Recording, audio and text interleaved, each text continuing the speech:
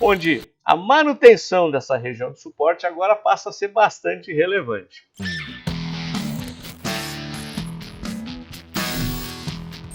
Olá, amigos e amigas da Focalize, sejam muito bem-vindos aqui ao nosso bate-papo da sexta-feira, dia que nós revisamos tudo que aconteceu de importante na semana, os impactos nos mercados, como é que nós podemos imaginar a reação dos principais ativos aí dos quais acompanhamos.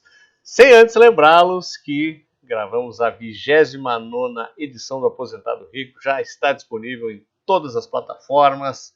Essa semana fizemos a jornada do Aposentado Rico, o passo a passo que quem quer trabalhar com muita seriedade a questão de acumulação patrimonial deve seguir, ficou muito legal.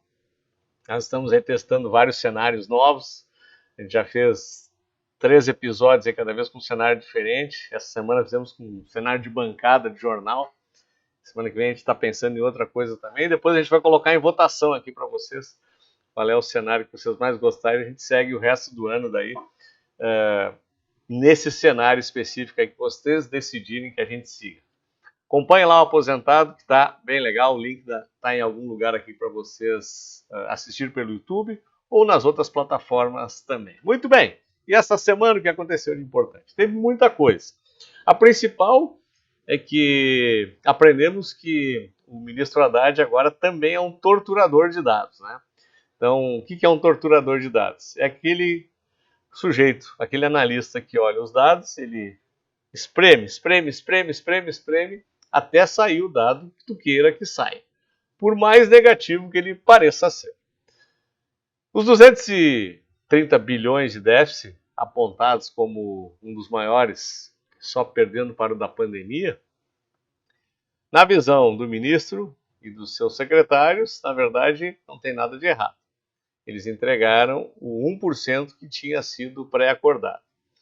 Claro que, quando olhamos detalhadamente o que o ministro estava se referindo, existem realmente algumas despesas pré-contratadas ainda do governo Bolsonaro, entre elas a compensação do ICMS, que foi uma medida eleitoreira do governo anterior, teve uma conta que chegou para pagar esse ano, teve a pedalada dos precatórios, que também foi uma jogada do governo anterior, que nesse sentido o ministro Haddad também tem razão em relação à responsabilidade em relação ao pagamento, mas evidentemente quando a gente começa a olhar detalhadamente todos os pontos apontados, tem um certo exagero, né?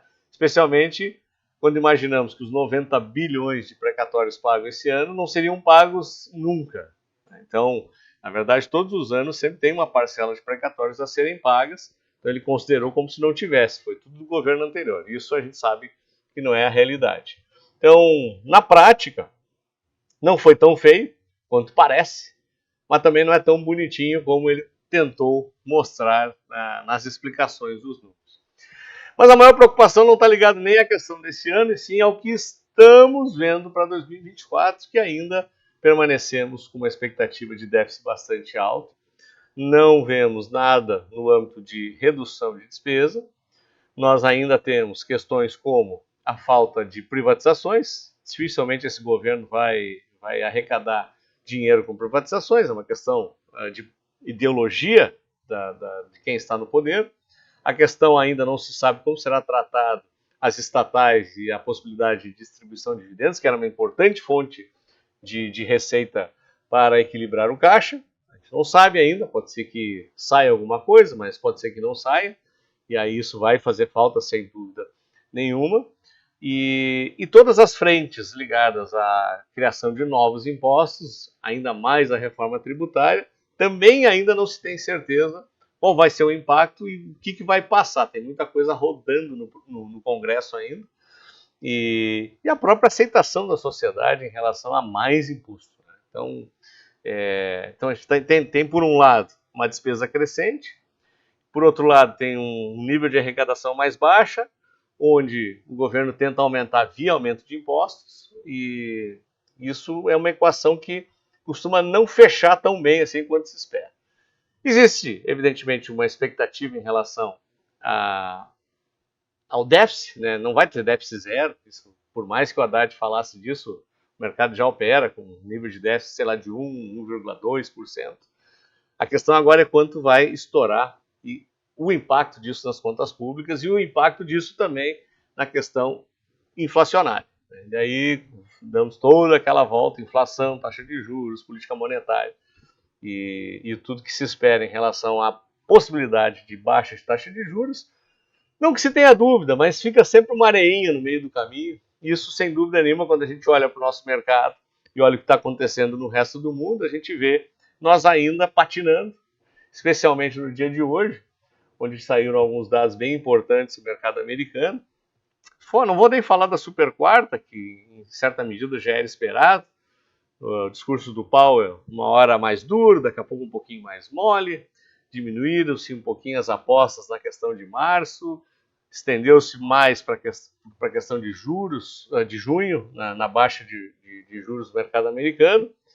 O fato é que o impacto, depois eu vou mostrar os gráficos S&P e Nasdaq, o que está acontecendo por lá, não foi tão grande. Os Treasuries hoje estressaram um pouquinho, né, com essa expectativa quebrada de março novamente, mas especialmente a revisão das vagas de emprego. O payroll vem muito forte hoje e a revisão veio forte. Né? Então, além de se criar muito mais vagas do que se esperava, a revisão dos dados passados foi para cima.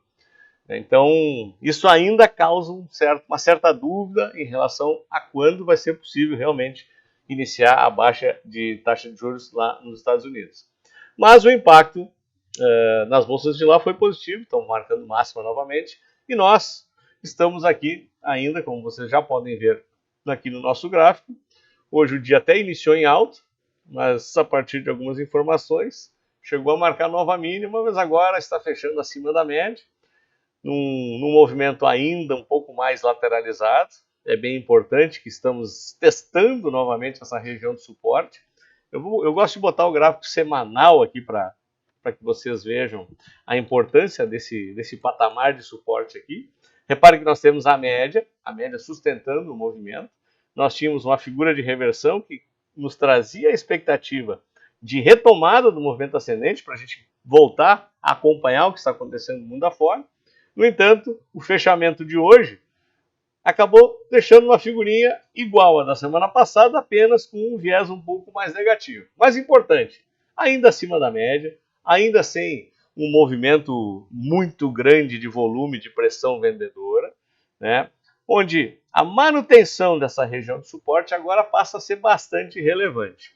Em contrapartida, quando a gente vai dar uma olhada no que está acontecendo com o dólar estava marcando mínima hoje na abertura, chegou deixa eu botar o gráfico diário que fica um pouquinho mais claro esse movimento aqui. No dólar dá para enxergar um pouquinho melhor no diário esse nível de volatilidade. Então nós estamos perdendo a média que estava lateral, dando o sinal que poderia testar novamente a região do fundo.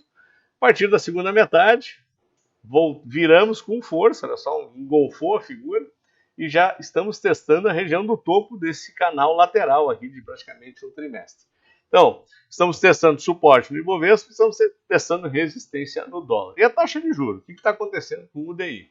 O DI também estressou um pouquinho, mas aqui nada sério, o que significa que as expectativas em relação à manutenção da expectativa até os 9% permanece.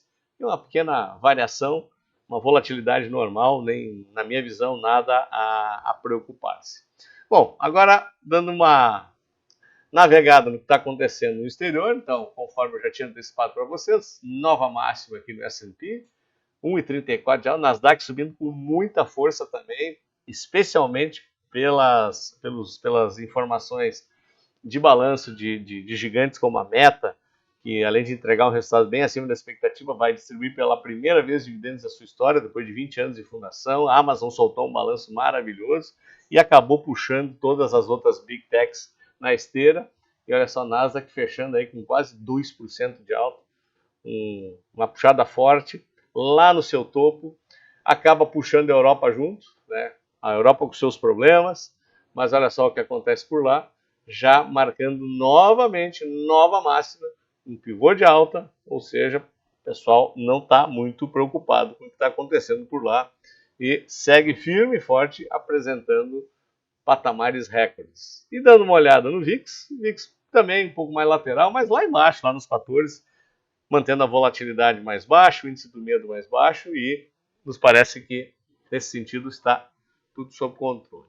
Muito bem, então era isso, pessoal. Lembrando, Aposentado Rico, episódio 29, está bem bacana. Convido vocês a assistir. O resumo é esse, né? Temos aí uma expectativa importante para a próxima semana. Vamos ficar de olho nesse suporte no Ibovespa. É importante que não seja perdido. É melhor manter-se lateral nesse momento agora ainda de uma expectativa não tão boa com as nossas contas, né? E é importante que o dólar segure ali no 5 para não ter um rompimento, e aí a moeda poderia voltar lá na faixa dos 5,10. Então, fica bastante importante. Semana que vem é uma semana pré-carnaval, mas é uma semana bem, bem importante para ficarmos atentos aos nossos principais índices. Muito bem, pessoal.